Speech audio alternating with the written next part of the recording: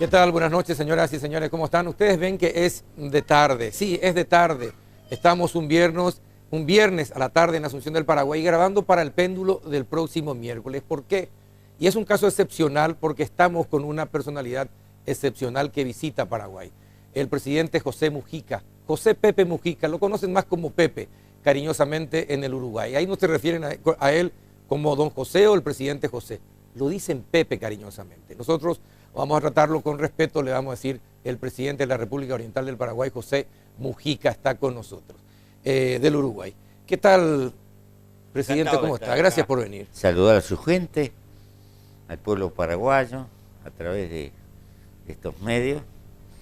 Estoy cansado, pero contento. Nos unen afinidades históricas con Paraguay, nación pequeña en el contexto de dos naciones más grandes. Estamos acostumbrados a movernos en correlaciones de fuerza no siempre favorables a nosotros, pero tenemos una historia en común y dolores en común. Bueno, cuando se refiere a dolores, ¿a qué quiere referirse? La historia de Paraguay está muy determinada por aquellas circunstancias que fue la Guerra Grande, en la cual también participaron fuerzas del Uruguay, pero fue una guerra que empezó en el Uruguay. Sí, diría. Así es. Y nosotros somos muy conscientes de la cuota de dolor que pagó la historia de Paraguay.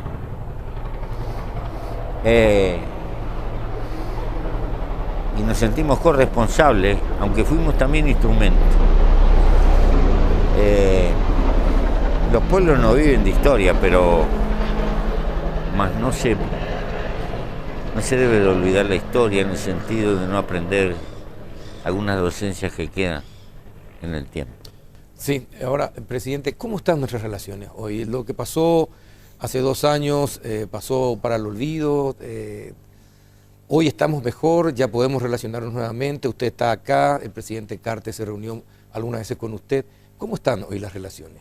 Las relaciones, yo diría que no solo que son buenas, son en alguna medida de alianza, en el sentido de tener ciertos problemas que saldar, que solucionar y que impulsar, y que nos, naturalmente, cada cual defendiendo su interés, nos hacen estrechar esa relación, porque hay asimetrías grandes dentro del Mercosur. Ambos sentimos el costo de esas asimetrías, no podemos ni debemos renunciar al Mercosur porque estamos en él. A pesar de que generalmente nos da muchos beneficios. Si no lo tuviéramos a pesar de algunos dolores de cabeza, nos daríamos cuenta que el precio del aislamiento es mucho más. Es peor. Es peor. Pero eso no quiere decir que nos estemos ni resignados ni conformes, que tenemos que luchar por mucho más, porque tenemos deudas sociales con nuestros pueblos. Y naturalmente, el saldar esas deudas implica solventar mejor la relación exterior y caminar mejor en el mundo. Pero el Mercosur nos puede ayudar a saldar esas deudas sociales que tenemos con nuestros pueblos, como usted menciona. Le pregunto esto por lo siguiente. Estamos ante 2 tiburones. Supongamos que estamos en una pecera. 2 tiburones, nosotros los pececitos chicos. Hoy Argentina, nosotros tenemos una relación muy difícil con Argentina. Ustedes también, ellos están hablando de construir un canal que podría perjudicar al comercio uruguayo. Con Paraguay podrían haber problemas porque se quieren quedar con el 50% de la exportación de soja paraguaya. Entonces, ¿cómo manejamos un relacionamiento con un país en crisis y con este tipo de actitudes? Lo que me parece que es un error tener una visión estática. Las cosas se mueven en el tiempo. Y los países se mueven al diapasón en términos relativos de los gobiernos de circunstancia. Esas políticas suelen cambiar con los gobiernos. Así mismo. Los intereses no cambian tanto, los intereses siguen siendo los mismos. Es decir, aquellos intereses que pelean por tener la primacía en el río van a seguir existiendo. Sí. Esa lucha la vamos a tener mientras precisemos los ríos. Ahora bien, pero yo creo que la región va a crecer, está obligada a crecer a pesar de ella misma, porque existen factores exógenos que vienen de afuera que nos impelen, que nos empujan. Y los problemas de infraestructura que tenemos hoy son un poco la disputa y el reparto de la miseria. En realidad yo veo que hay para todo. Si Argentina evoluciona al país, como es muy probable que vaya, de 160 millones de toneladas, y está Mato Grosso Sur, que es un país gigantesco y etcétera. Esta miseria de andar peleando por la logística, que quiero llevar yo la carga o la otra, el problema es cómo la sacamos. Sí. Así que yo espero que la racionalidad de la economía nos imponga mejores criterios. No es que la economía sea buena, no. La economía tiene necesidades. Y hay un poeta viejo que define esto. Con los tubos del camino se suelen desarreglar las cargas, pero es ley que en huella larga se tengan que acomodar. Exacto. No se puede hacer tanto disparate contra la economía indefinidamente. ¿Ah? La economía va a buscar siempre tener costos menores. Perfecto, pero en los pueblos, ¿cuánto tiempo más en la situación actual pueden soportar situaciones como esa? ¿Cuánto más tenemos que soportar criterios que frenan el desarrollo de Uruguay y Paraguay? Tenemos que aprender a revolvernos con lo que tenemos y tenemos bastante. Todavía tenemos bastante, no se preocupe. Tenemos por mucho todavía. Yo creo que nuestros antepasados, usted piense en lo que serían los primeros que fueron a colonizar el Chaco, ¿verdad? Sí, terrible. Terrible, ¿no? Terrible, terrible. Bueno, y los criollos que poblaron mi país, claro, yo sé que la vida humana es corta y que todo el mundo quiere vivir mejor. Así es. Lo entiendo perfectamente. Pero lo imposible cuesta un poco más. Y como no podemos eludir a la geografía, los países no se mudan, nosotros estamos obligados a resolver los problemas que tenemos en la región. La Argentina dicen allá que van a hacer otro canal, bueno, sí lo hace. Nosotros vamos a profundizar el nuestro y a profundizar el puerto y vamos a seguir trabajando. Y tendremos lío, y hoy perdemos uno y mañana... Pero nosotros tenemos un problema más que Uruguay. Somos mediterráneos. Sí, ustedes tienen que salir por el Paraná. Tenemos que salir por algún lado. Entonces, para nosotros es 2 veces peor la situación. Hay que poner uno grande que navegue en el Paraguay, que no está navegando en el Paraná, que tiene que sacar lo de Mato Grosso Sur y que tiene que arreglar un poco la navegabilidad en el Paraguay. Ese grandote es un disparate sacar del sur corazón de Brasil al Atlántico en camiones, teniendo el Paraná para salir. Así mismo. Hay que meter a ese en esta danza. ¿Y ustedes pueden colaborar? Si su gobierno puede colaborar. Lo que le estoy diciendo a ustedes, yo se los digo abiertamente. Ya los portugueses lo veían. Sí, sí. Fundaron la colonia del Sacramento porque pensaban en eso. Y esa, vuelvo, eso es la lógica económica. Usar el Paraná como gran arteria de navegación. Pero claro, como usted dice, somos pequeños. Sí. Pero bueno, hay que juntar más fuerza. ¿Y es posible establecer esa alianza con ese grande? ¿Puede ayudarnos? ¿Hay motivos, hay intereses? De gratis, que no, claro, por eso digo. Le conviene a él. Esto es una conjunción de intereses. Y también le conviene a la larga a la Argentina. También a la larga le va a convenir. Cuanto más se mueva, más va a recoger la Argentina. No se sale para atrás, se sale hacia adelante. Para atrás nos queda el camino de la reyerta histórica. Bueno, pero ¿y cómo enderezar el rumbo de gente que tiene un pensamiento hoy, que está hasta el 2015, tiene muchos problemas y bueno, y se enfrasca en un tipo de solución y deriva los problemas al próximo gobierno? Y mientras tanto, Paraguay y Uruguay sufren las consecuencias. Tenemos que seguir andando, pero tampoco nos quedamos quietos nosotros. Tampoco somos tan inocentes, ni tan corderitos que nos llevan al matadero. Nosotros nos revolvemos como podemos. Lo que tenemos que entender que con el crecimiento tenemos para ganar todo. Y esto tiene que ser no que yo gano a costilla tuyo perjudicándote a ti, sino que yo gano creciendo tú. Claro. Porque tu crecimiento me hace crecer también a mí. Si no, estamos en la pelea de la miseria. Yo sé que cuesta un poco. Cuesta un poco. Porque están los intereses privados. Exactamente, y pesan mucho. Los intereses privados están pensando en la de ellos, en la quincena. Y a veces eso establece una contradicción con el interés general. Ahora, ¿usted habló con el presidente Cartes de esto? Sí. ¿Y qué le dijo el presidente? ¿Usted ve que el presidente tiene una posición definida también? Yo al presidente lo veo como un hombre pragmático, que quiere buscar salida lo mejor posible, que tiene interés en buscar salida y que es consciente, me dijo textualmente, yo me doy cuenta que el Estado tiene una enorme responsabilidad. Hoy soy más estatista de lo que era antes, porque si el Estado es débil, hay cosas que tiene que haber alguien que toque pito. Así mismo, un árbitro. Y entonces el Estado no, hay cosas que no puede renunciar. ¿En qué cosas no puede renunciar? ¿A qué cosas no puede renunciar el Estado, por ejemplo?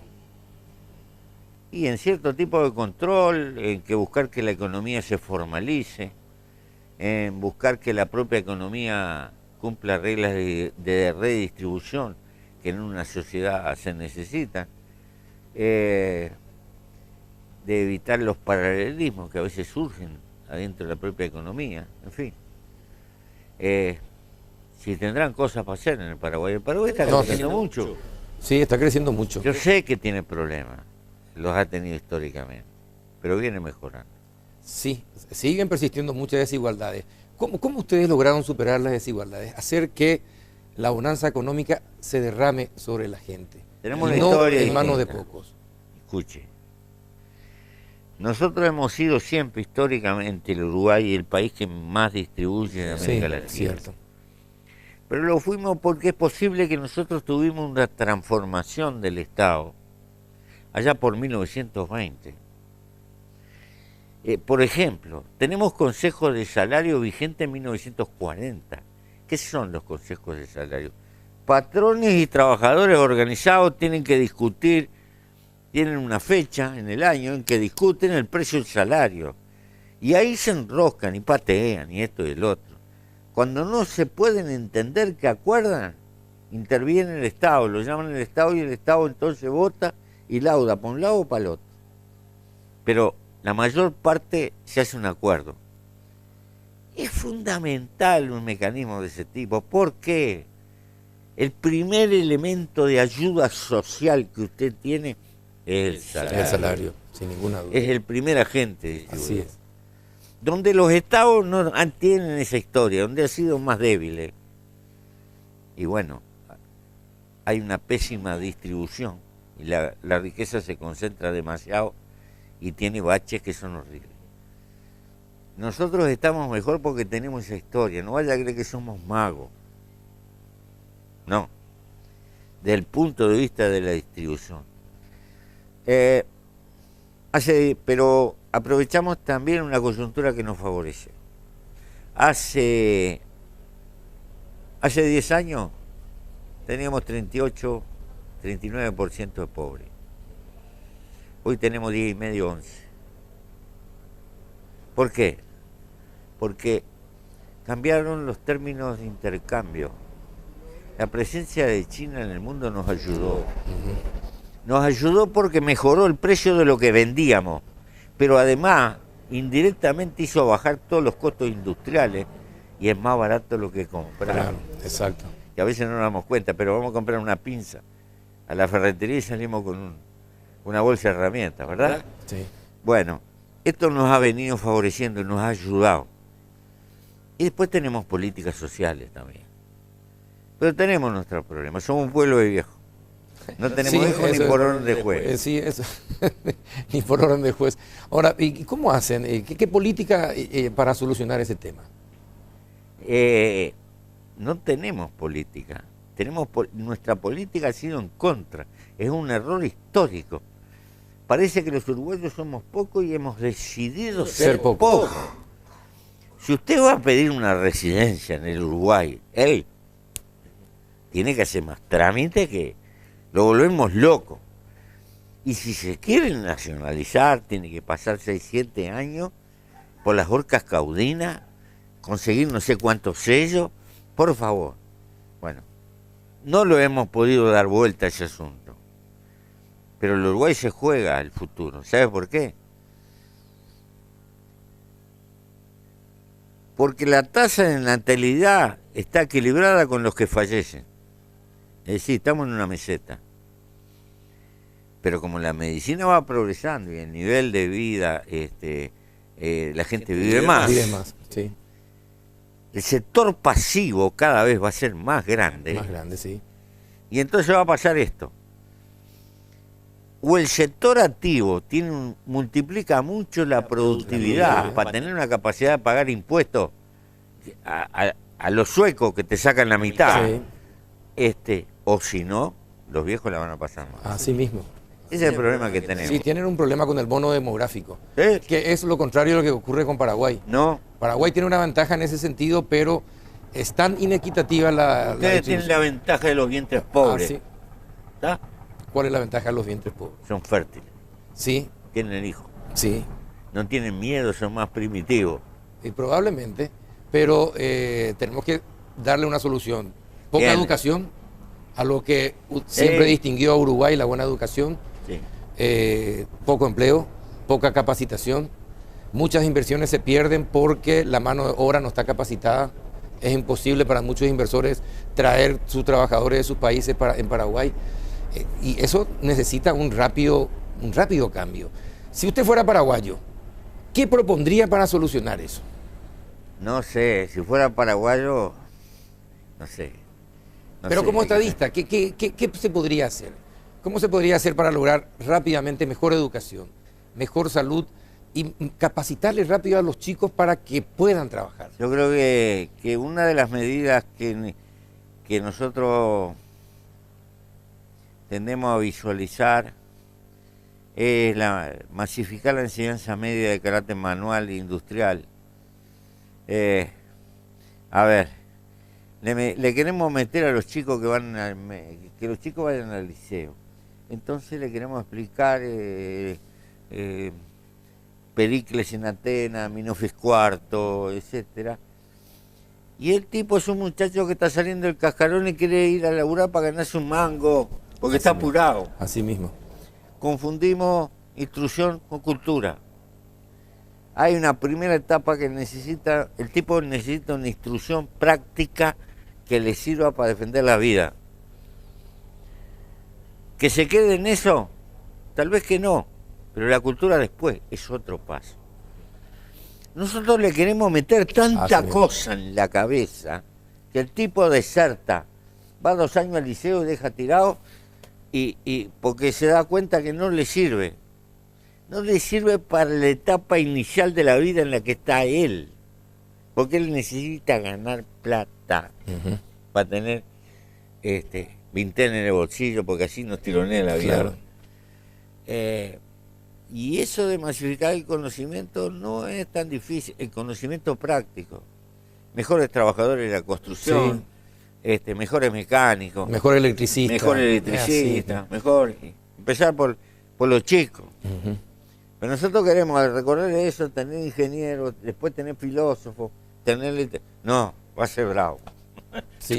Y en Uruguay ustedes tienen así un sistema de educación que permita a los chicos salir con esos conocimientos técnicos al mercado. Nosotros perdimos mucho tiempo. Tenemos un auto que es importante en la enseñanza media, práctica, pero tenemos una deserción, es masivo el liceo, pero tenemos una deserción grande en los liceos por este factor que le digo. Y ahora estamos tratando de impulsar, mejor dicho, espontáneamente el pueblo nos dijo esto. Claro. ¿Sabe por qué? Porque las colas para anotarse en los institutos de enseñanza técnica eran infinitas. Y superó la matrícula, creció casi en 5 años el 40% y no creció más por falta de capacidad. Por falta de capacidad. Quiere decir que el pueblo nos dio la línea. Es decir, el pueblo nos dijo, esto es lo que queremos. Claro. Y nosotros estábamos meta liceo, y meta liceo, y meta liceo. Ahora, nosotros tenemos un problema en nuestro país, presidente, es la pobreza extrema. Si bien se habla de que la pobreza extrema se ha reducido, sigue siendo insuficiente esa reducción para cambiar la historia de los jóvenes en Paraguay. Tanto es así que hasta tenemos un grupo guerrillero. Entonces, usted que en sus comienzos y en otro contexto totalmente también tuvo su historia de guerrillero, ¿qué se puede hacer para darle satisfacción a la gente en el campo y evitar ese tipo de radicalismos de gente que cree que con el secuestro, con la violencia, con el robo, con el asalto, la coacción, puede cambiar un país? Yo no conozco la situación concreta, le puedo decir. Pero en términos genéricos,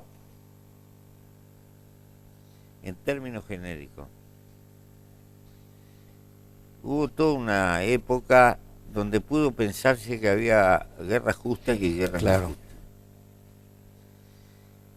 El avance tecnológico y los medios que existen hoy, factor que no debe de olvidarse, determinan en los hechos que toda forma de guerra, los más débiles son los que pagan el costo. Aunque la causa de la guerra pueda ser o parecer que es la lucha a favor de los más débiles, desgraciadamente el lenguaje de la guerra lleva que los más pobres terminan pagando el costo peor. Sí, es cierto. Quiere decir que creo que se comete un error táctico enorme que termina siendo estratégico. La guerra no conduce hoy, en el mundo de hoy, a sacrificio de los más débiles. Y si no, fíjese, Palestina, Siria, por donde daba la vuelta al mundo, todo África, exactamente. Y estamos a punto, se está negociando por liquidar la guerra más vieja que hay en el mundo, que es la de las montañas de Colombia. Y están participando los cubanos en ese esfuerzo. Sí. ¿Verdad? Sí. Entonces, estas cosas hay que pensarlas. Porque hay causas, las mismas causas vale la pena pelearlas en el marco del juego de las libertades liberales, con los defectos y las limitaciones que tienen, que las tienen y que las reconozco. Pero al final es menos sacrificio para la gente humilde. ¿Y qué pasa con la justicia? Hablando del tema Colombia, ¿qué pasa con la justicia y qué pasa con todas aquellas personas que han perdido sus seres queridos con el secuestro, con los atentados? ¿Qué pasa así? ¿Cómo se le explica a esa gente? Mandela. Dicho sea de paso, hoy es su cumpleaños. Sí, hoy es su cumpleaños, sí, una fecha. Hoy es su cumpleaños, una fecha histórica. Recuerde que cargaban a la gente en las camionetas, iban a ver los familiares de los afectados y le decía, usted cuéntele la verdad de lo que pasó. Si usted le contaba la verdad y se hacía responsable de lo que pasó, bueno, quedaba en eso. ¿Ah? Es decir, perdón sí, olvido jamás sería el lema. No, los olvidos no existen. Cuando se ha vivido hay cosas que no se olvidan. Ni siquiera tampoco el perdón. Uno va por una vereda y el otro por el otro. Paz, que es otra cosa. La paz no es ni justicia, ni es olvido, ni es perdón, es paz. Está por encima de todo. Para mí está por encima de todo. Bueno, interesante. Ahora, usted como en el ejercicio de la presidencia, presidente, y con tantos años en la política, y analizando, y como filósofo, porque usted finalmente es un filósofo también, si usted pudiera decirle a los políticos qué errores no se deberían cometer, en qué tendrían que profundizar sus objetivos, ¿cuáles serían? Le pregunto, le digo esto por lo siguiente. En Paraguay, el político cree que el Estado es un banco, del cual ellos son los accionistas y pueden sacar el dinero que quieran y meterle en el bolsillo de sus amigos, de los propios, de sus parientes, etcétera, etcétera, etcétera. La gran mayoría de la población queda sin nada. Unos cuantos son los privilegiados. Es decir, ¿cómo se cambia esa cultura de creer que el Estado es privilegio para unos pocos? Mire, mi amigo, la política es el arte de organizar las relaciones humanas. Y el hombre es un animal político. ¿Por qué? Porque el hombre no puede vivir en soledad, vive en sociedad. Necesitamos la política para la convivencia de la sociedad. Y solo no somos nada. No somos un bicho gregario, no somos un felino. Somos gregarios, vivimos en grupos humanos. Sí. Esta es la razón de la existencia de la política. Pero la política se basa también en el arte de la confianza, de generar confianza. Nadie es mago y los hombres nos equivocamos. Pero hay dos maneras de equivocarse en la vida. Una de mala fe y otra por error humano. Lo que nunca perdona a la gente es cuando le traicionan la fe. Lo peor de la política es que aquellos señores que les gusta mucho la plata y se meten en la política terminan posteando arriba la mesa, porque prostituyen la imagen de la política. No es que en política no haya interés.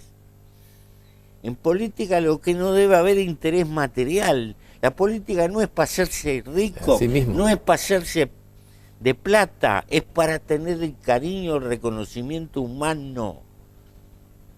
Es otra historia. Entonces,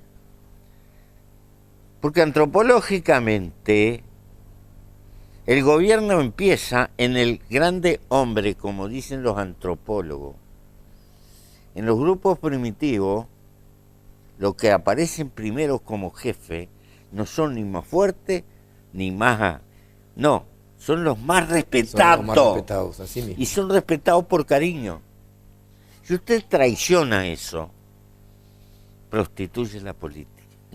¿Y qué pasa?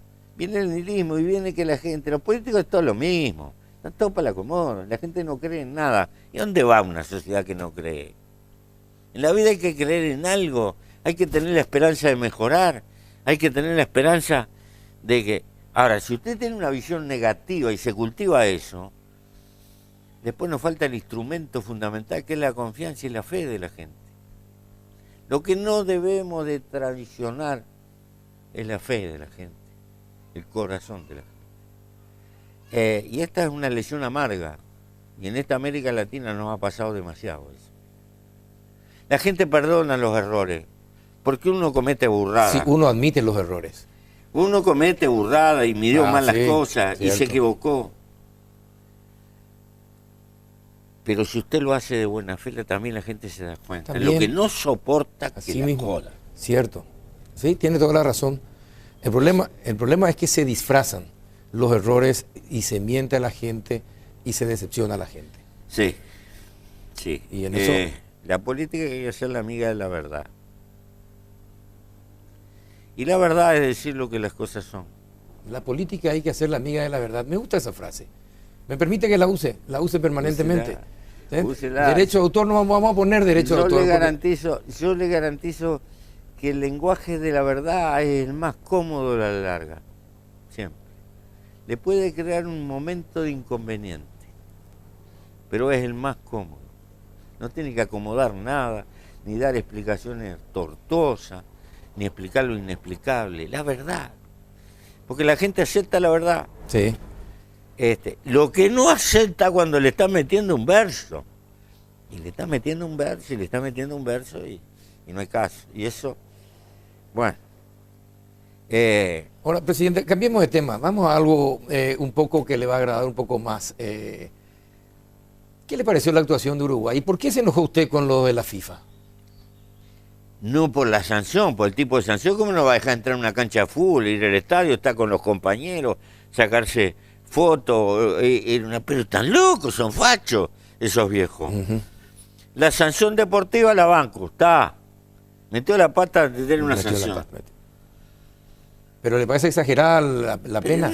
No va a poder estar con sus compañeros. Sí, hasta octubre. Sí, hasta le octubre. dieron Ni la presentación pudo hacer. Pero no, eso no se puede. Eso es una barbaridad. ¿Y sabe por qué? Porque nosotros en Uruguay teníamos brote de violencia en las hinchadas. Entonces tuvimos unos líos bárbaros. Y resulta que constitucionalmente el gobierno uruguayo, si no tiene la firma de un juez, no puede prohibirle a nadie que vaya a ver un partido de fútbol. Aunque sea un tipo revoltoso, usted sabe que está para mal lío, todo lo que quiera. Pero el gobierno... Y resulta que vino un organismo y me dice, este no puede entrar a la cancha de fútbol. Mira qué negocio. ¿Dónde está la soberanía? Está bien que manden el deporte, la pena deportiva, yo no me meto. Pero me parece que se pasan de la raya. Bueno, presidente, ¿y qué piensa usted de la actuación de Uruguay? ¿Le pareció, podía haber llegado un poco más lejos? Y tiramos para afuera a Inglaterra, y tiramos para afuera a Italia. No nos podían perdonar, porque ¿cuánto vale los derechos de televisión de Italia, de Inglaterra? Mucha plata. Mucha plata. Y los derechos de televisión del Uruguay tienen 3,5 millones de habitantes. Valen poco.